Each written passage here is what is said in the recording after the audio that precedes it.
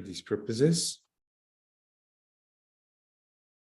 Yes, I can see we are now live streaming very well. So meditation on repulsiveness of the body is the shortcut to enlightenment. Okay? If there is ever a shortcut to enlightenment, it is through repulsiveness of the body. Because we can see that in the Buddha's time, again and again and again, monks meditated on repulsiveness of the body and they became arahants on the spot. Laymen, laywomen, monks, nuns, all four groups of Buddha's followers, they were very fast in attaining enlightenment when they meditated on repulsiveness of the body.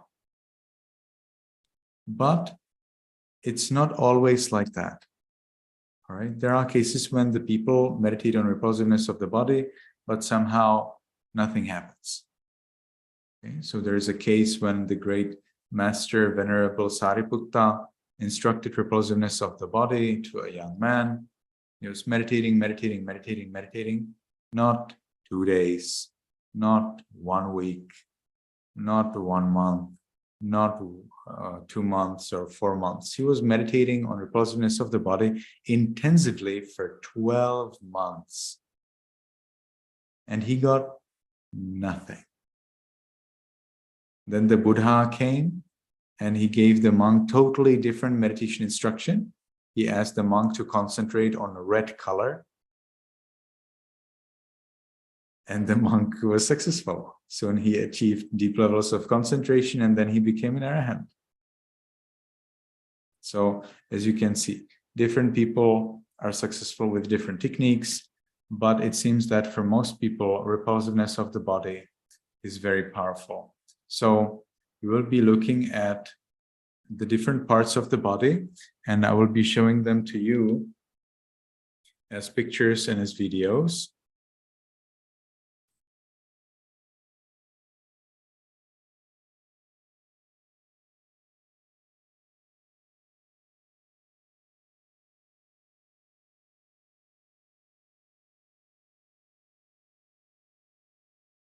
So repulsiveness of the body is a preparation for a different meditation practice.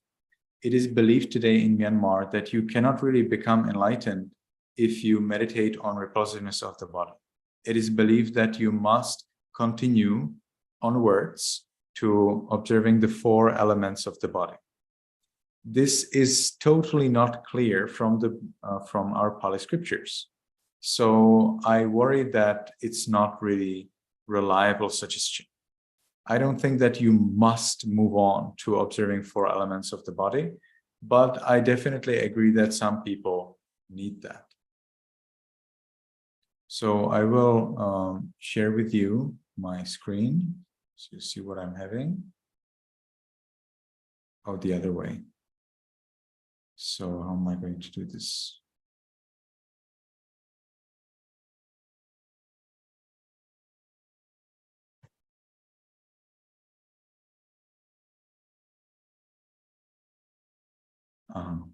Okay. No, wrong. So how to resolve this?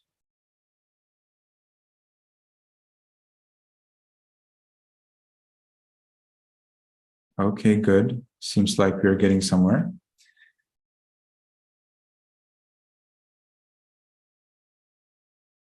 So as you can see, we will be talking about observing the body.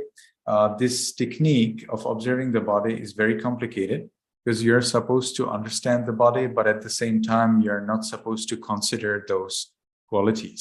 So you will be learning the very special characteristics of different parts of the body. But as you meditate, the aim in the end is to remove all of the specifics, is to remove all of the specific characteristics of those parts and understand them as the same. So you will be then understanding 20 parts as the same in terms of representing the element of hardness. Then 12 parts will represent element of cohesion, 4 element of heat, and another 6 element of movement. And as you consider To get to that level, you first need to know what exactly are you working with. So our scriptures are providing very deep detail on each part of the body. Parts of the body here are rather organs. We would be more accurate talking about organs of the body than parts of the body. But the Pali word in our Pali texts literally means part, P-A-R-T, part. So it's officially called parts of the body because that's how it's called. But in fact, you will be working with the organs. You'll be working with the functional organs of the body. So we will not be considering our hand, left hand or right hand or index finger or pinky or our nose or ears. No, we will not be meditating on that. We will be working with organs such as bones and muscles and skin and heart and lungs and so on. So as you can see, it's in fact observing or considering the nature of the organs. Some of the parts of the body are, however, not organs, such as the liquids. You know, should we call blood as an organ? I would suggest that blood actually is an organ of the body, but probably nobody considers blood as an organ. Then you would get urine and feces and pus and phlegm and so on. They all have their very important, or some of them have very important functions, you know. So for example, blood has many functions. So that's why I suggest that it could be an organ. But for example, pus or phlegm, after they are produced, they do not really have function. Right? They're not supposed to do anything after they are produced, unlike blood, which needs to do a lot. Blood has a lot of work to do. Okay, so before we really get into the 32 parts of the body, I would like to show that a large part of this body is actually not ours at all. It belongs to somebody else or somebody's else. And they're the microorganisms, the bacteria. So many cells in this body actually are not part of this body. There are some bacteria that are doing some work on this body, either helpful or not helpful. So according to this information that we will learn from the NIH website, there is about 1 to 3% of the body mass, okay, are the microorganisms. 1 to 3%. So if you cut the body into 100 parts, 100 equal pieces, then 1 to 3 pieces like that will be just the microorganisms, just the bacteria. Okay, so 1 to 3% of the body mass. Now, if we, however, take cells, and some cells are pretty big in the body, such as the skin cells are pretty big, then that will be a little different because we have much less cells. And if we take the microorganism each as a cell, we would have to say that 10% of these body cells are the microorganisms. So that's a lot. That's a lot. If you took all of these cells and microorganisms and you separate them into 10 groups, then one group would be just the microorganisms.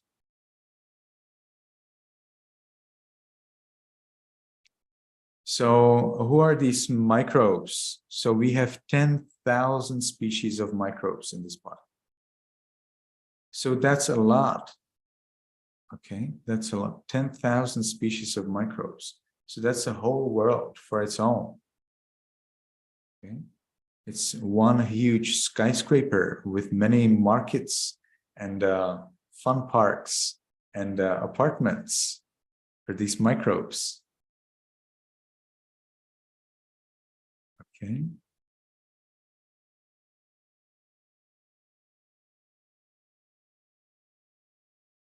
So let's move on. So we will be looking first at the layers. So our body, so I suggest that this practice, so that you can remember the instruction easier, you can divide the parts of the body into 4 different portions. So the Buddha, we will be going through most or all of these parts of the body in the order as it was given by the Buddha, but I would like to select it into 4 sections. The Buddha did not select it into, separate it into these 4 sections, but to help you remember it better, I would like to suggest that we separate it into these 4 sections. So the first section are the layers. So we are going from the outermost layer into the innermost layer. So we start with the hair, body hair, nails, teeth. Then we continue, and the skin. So the skin and the things that are related to the skin. Or we could say the things on the skin and then the skin. And then we move on gradually deeper and deeper. So we move on to the muscles and sinews, then to the bones, and then to the bone marrow. After we finish these layers, going from the outermost to the innermost, so going from the hair all the way to the bone marrow, well then, we will continue to the internal organs. So we'll be going through the digestive system and excreting system and a nervous system, and nervous system is coming as the last, but digestive and the breathing system, circulation system, and whatever way you want to call these systems. Seems like different people call them different way. So we'll be looking at those parts that are involved in these systems, and we'll be looking at the relationships between them. After you learn about these internal organs, which is the second part, the third part is the brain. Okay, so we'll be talking about the brain separately. And then the fourth part are the liquids. So the blood, pus, sweat, phlegm, urine, and grease, and oil of the joints, and so on and on. These things will be given attention separately as the liquids. Okay, so let's move on to the first layer. So the first layer is hair. So we will be considering hair. What will you do? You start from the top of the head and move on gradually to the tips of the toes, up to the place where that part of the body is available. So we usually do not have hair beyond the neck, and we are here considering the root of the hair and the hair themselves. So we are considering the hair in the head all the way until the neck. That means including the root and including the hair itself. And we are considering the hair as changing, as dangerous, and as without control. So the hair is changing. For example, it's changing from black to gray as we get old. It's also changing because sometimes it is dry, sometimes it is moisturized, sometimes it is strong, sometimes it is weak, sometimes the roots are strong, sometimes the roots are weak. And it is dangerous because in the hair there can live tiny little creatures, and there can be a lot of dirt and so on. And it's also out of control because we do not really have the power to say, hey, my dear hair, don't become gray. Or, hey, my dear hair, be longer. Or, hey, my dear hair, don't grow that fast. Or don't be you say fatty, greasy? Don't be greasy.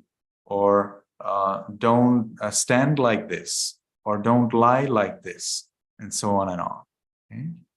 A lot of problems with hair. So we do not really have power over the hair. So that's the third thing. So first is that they are changing. Second is that they're dangerous. Third is that they are they're out of control. So that's hair. Let's move on to body hair. So we move on from the hair downwards, and there's body hair in many parts of the body. So wherever are the roots of the body hair, we consider that little by little. We do not consider it hair by hair, but portion by portion, in the way you already know from meditation on muscles. So, for example, the hair on the head can be considered as the top of the head and the back of the head, and then you can consider body hair, and you can consider it as the forehead. Some people have a little bit of hair and body hair between their eyebrows, and eyebrows can also be considered as body hair, and then gradually down to the neck and shoulders and arms and elbows and forearms and so on and on and on until the tips of the toes. There are probably no hair at the tips of the toes, but there are hair at the toes. So wherever you know that there are body hair, there's body hair, you can continue there, and again consider that they are changing, that they are dangerous, and they're out of control. So nails. Nails, we'll be looking at some problems with nails. It's here only one. And so there are nails. Again, we consider nails as impermanent, dangerous, without control. There are, I see, onychomycosis. Onychomycosis, also known as tinea anguyum, is a fungal infection of the nail. So that's when mushroom-like things, mushroom-like, how to say that, biology enters your nails and it starts to destroy them pretty badly. As for, but there are, of course, many other problems with nails. This is just one. This is just one example. After nails come teeth. All right. So teeth are actually made of skin. All right. Teeth are understood as skin, not as bones. So according to again the NIH website, teeth are an ectodermal organ, and as such, in common with other ectodermal organs such as hair, skin, sweat glands, and salivary glands.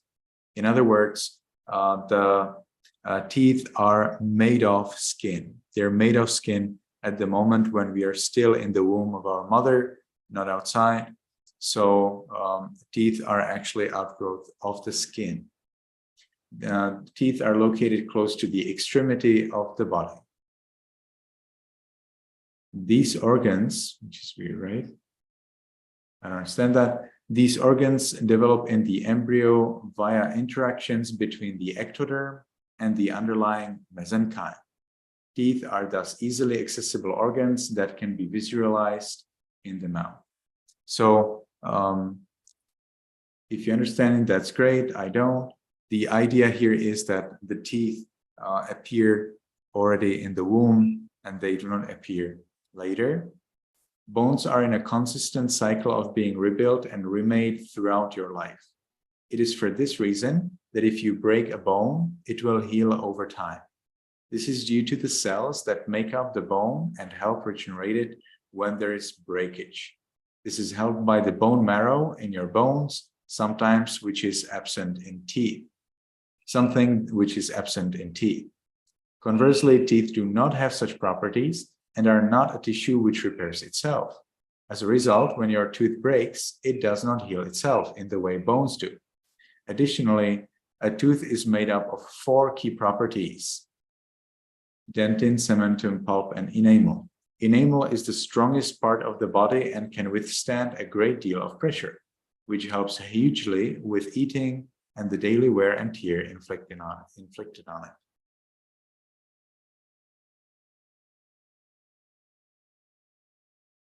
All right, so that's for teeth. Again, we consider teeth as impermanent, dangerous, and out of control. So here we will be looking at some diseases with the teeth.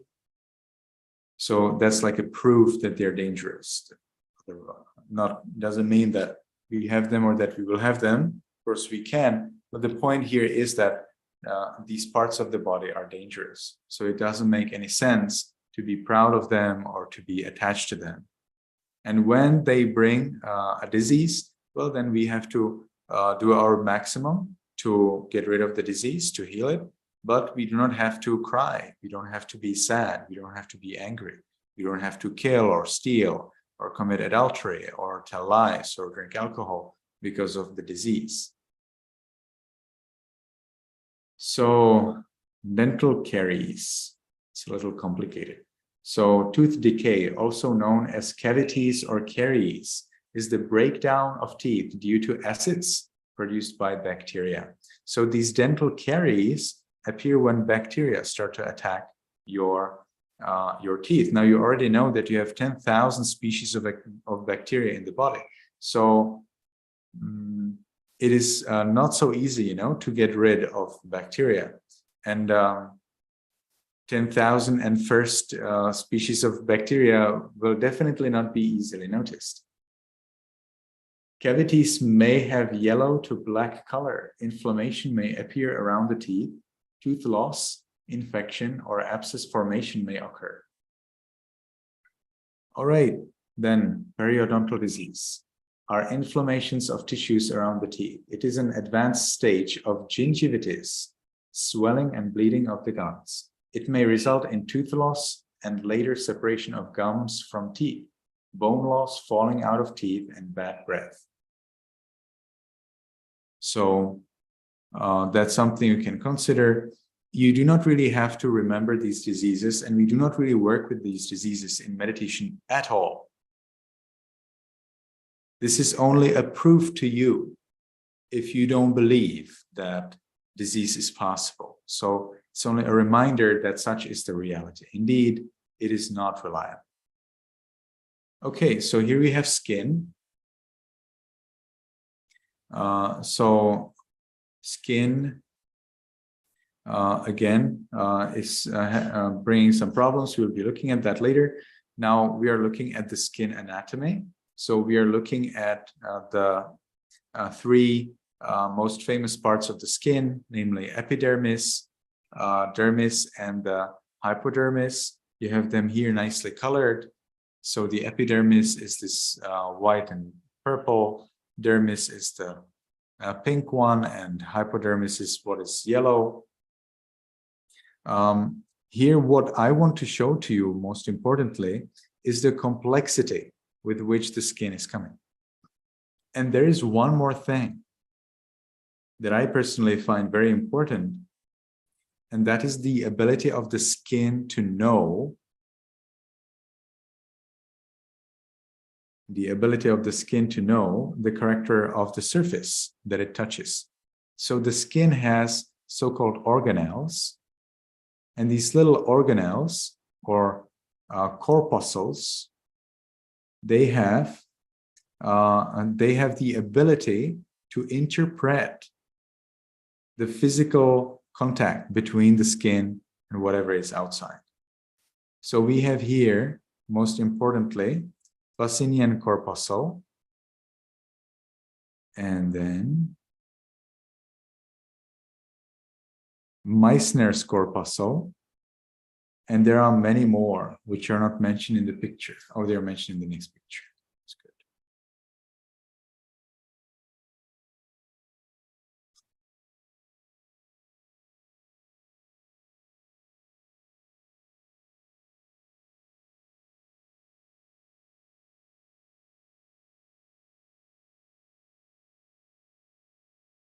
So things don't go the way I expected.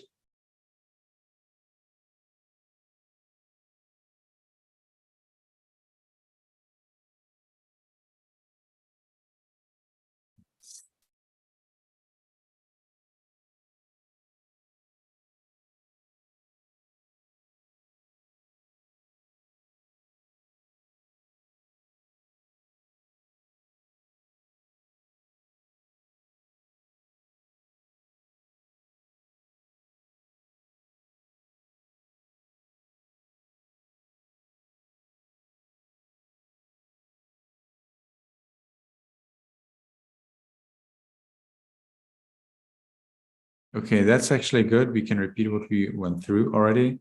So we went through hair, body hair, nails, teeth, and now we are at skin. Okay, so hair, body hair, nails, so that means fingernails and toenails, and then teeth, and now we're looking at skin. So here you see more of the corpuscles. So we have here the Ruffini corpuscle and the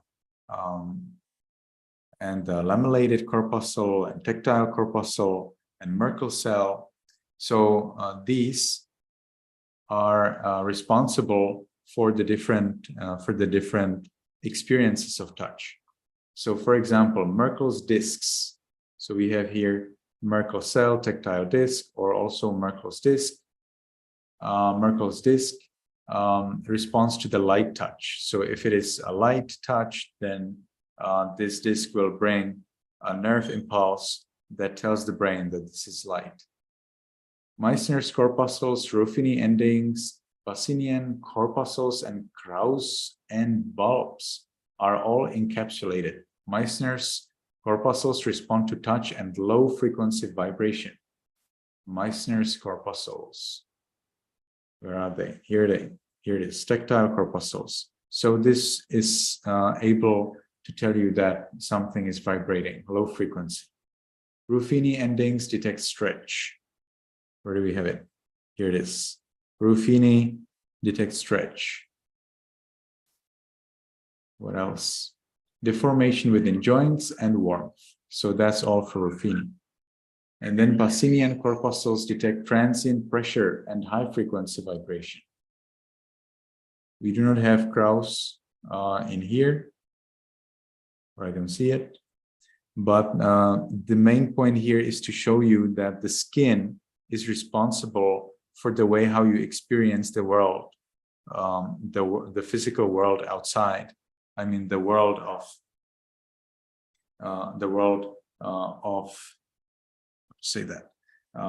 physical contact. So it's not really you. And my point is that sometimes they don't do the work that they are supposed to do. So, for example, Merkel cell is supposed to tell you that something is light, but what if it is not light, but the Merkel cell gets activated? What if Ruffini corpuscle, which is supposed to provide you with the information about stretch or warmth, what if it starts to do something that it's not supposed to do? I mean, what if it comes into action when it's not supposed to come into action? That can happen. Pacinian corpuscles. Those are these little red things. So Pacinian corpuscle is for transient pressure and high frequency vibration. So with these properties of the skin and with the understanding that you don't really have power over them, that they are not reliable, it's pretty hard, to rely on our tactile sensation.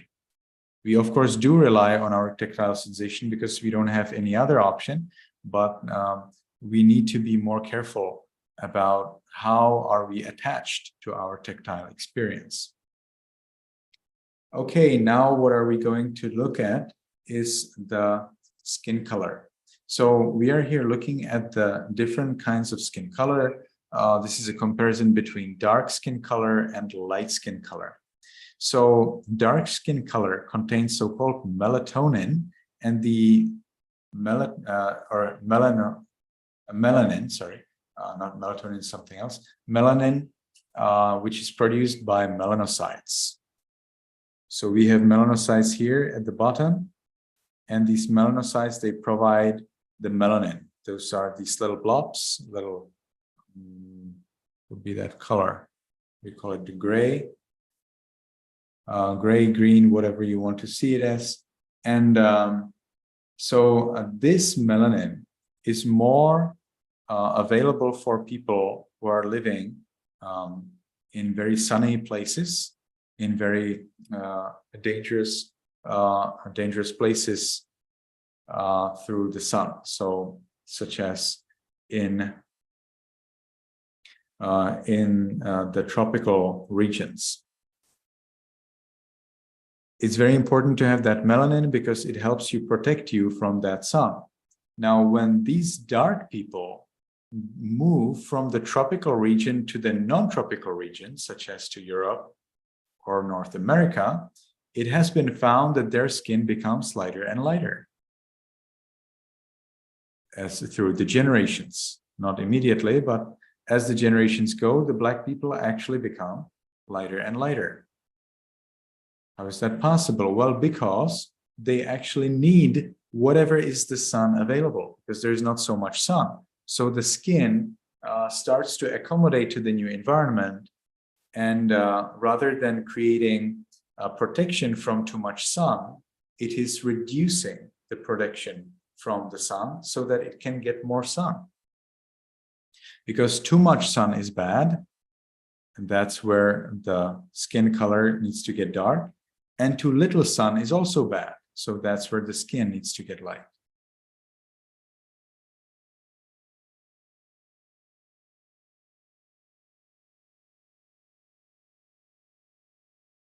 There is also the idea that sometimes the skin pigmentation, which is pigment-bearing neurons. So tissues with melanin include the medulla and pigment-bearing neurons within areas of the brainstem. So there are also pigment-bearing neurons, so certain neurons, and these neurons, they may provide additional support, additional resilience towards certain diseases, while for the light skin color, a light-colored skin, these protections are not available. But there might be other benefits for the light-skinned people.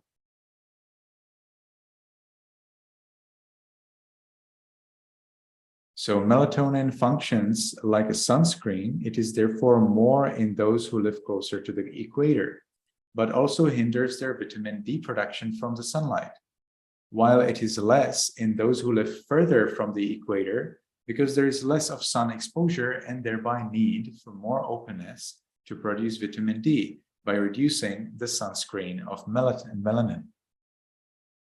So now let's look at some diseases. So we have here 1, 2, 3, 4, 5 diseases. So we'll be looking first at acne. Acne is pretty well known. Then we have herpes. Herpes is a little problem, is a big problem, because there is no remedy for herpes yet. People believe they do know it, but doctors disagree. Herpes may disappear during the year because it's caused by some kind of virus, and that virus can hide in the nerves. So it's very hard to detect and remove. And then when the time comes, it returns and it creates trouble. Then we have vitiligo. Vitiligo is a discoloration of the skin, as you can see here. Vitiligo is caused by the lack of pigment called melanin in the skin. Melanin is produced by skin cells called melanocytes, and it gives your skin its color. In vitiligo, there are not enough working melanocytes to produce enough melanin in your skin. This causes white patches to develop on your skin or hair. So this is what we read in the website of Mayo Clinic. Now, what do you see here at the bottom is real. This gentleman really has a horn that has grown on his head. And actually, it's called cutaneous horn. That means horn that has grown from the skin. So it's actually hardened skin, which gradually grows and grows into a horn like this.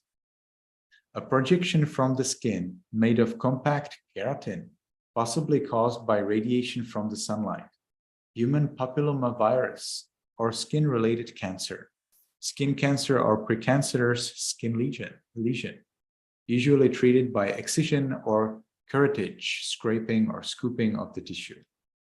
So it's actually not so difficult to remove it. but I have seen a video with a lady who has a horn and she's very proud of it. Yeah. So doesn't necessarily mean that it's a disease or some problem, but it's surely something you did not expect, something you did not plan. Okay, so we're moving on to other layers. I think this is more than enough as an introduction. We will dedicate to this more time starting from tomorrow. Let's see if our interviews can take less and less time as the time goes. You're learning how to answer in the interview, and I'm learning how to get the proper information fast and reliably. So if we can do our interviews a little faster, it will definitely be helpful, because we will need more time for these presentations. Okay, we'll need a lot of time for these presentations. We have 175 slides. And today we looked at 18. Okay, so now you can imagine how much information, how much time we need. All right, but I believe that this will ground you in the nature of the body. So the idea is that because it is so much, you will hopefully remember at least a little. Okay, so that's the point. So you learn so much so that you can remember it for a long time, at least a little bit. All right, so that's why we will be going through this into very much detail, but do not meditate on the body yet. Make sure that you have written the notes, and if a question about some of the parts of the body arises in your mind, you can ask me the other day. Okay, do you have any questions? Anything you'd like to know? Yes, Ms. Ha. Dear Bhante, I would like to clarify something about my meditation. So, I don't remember exactly what you said. So I will practice on muscles and observe peace when I have 75%, and then when do I start to practice meditate on loving kindness? Yeah, I don't remember that one. So you're asking me how to schedule your meditation now?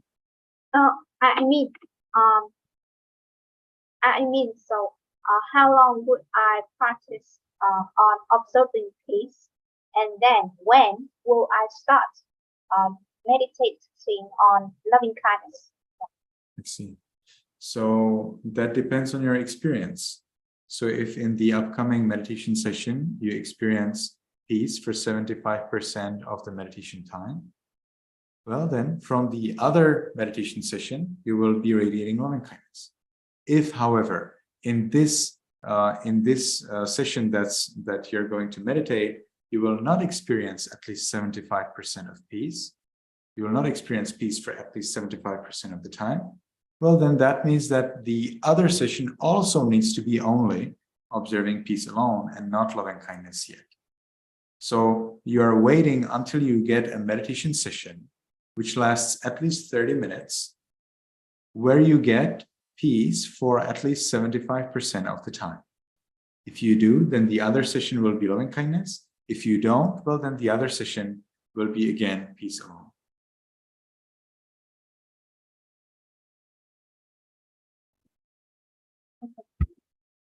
Okay.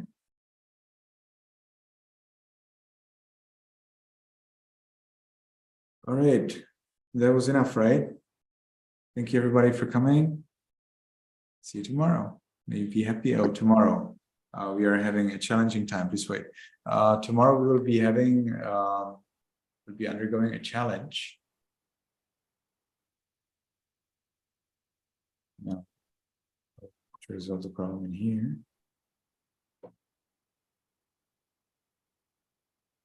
Okay. Something's happening.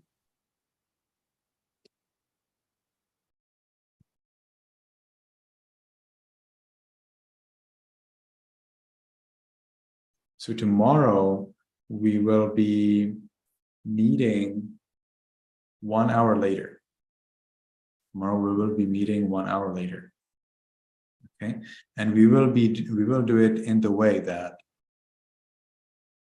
we will do first the presentation, and then after presentation I will interview Tori, and then I will interview the others, because there is nothing new you will learn in the interviews.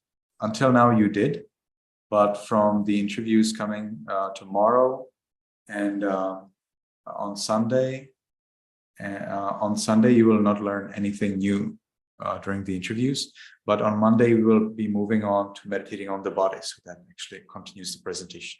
So tomorrow Tori doesn't have to be here throughout the interview time, and we can do it after the presentation, because it's important that all of you are fully enthusiastic and full of energy as you're listening to this presentation, because it's just so much of facts and facts and facts and facts. All right, so thank you very much for coming. Thank you, Bante. May you be happy, may you be healthy, and may you be successful in everything you do. You too. Thank you so much, Bante. Thank you all the students here, and see you tomorrow.